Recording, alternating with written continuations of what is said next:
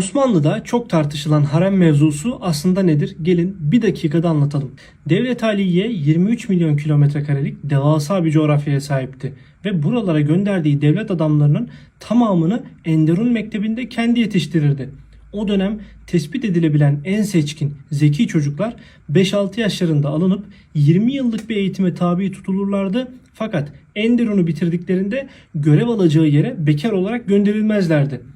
Bu yüzlerce devlet adamına onlara eş olacak, onlar kadar eğitimli ve seçkin hanımefendilerin yetiştirildiği Cariye Mektebi ya da Duhtere-i Hümayun denen bizim harem olarak bildiğimiz asıl işlevi eğitim merkezi olan yerler vardı.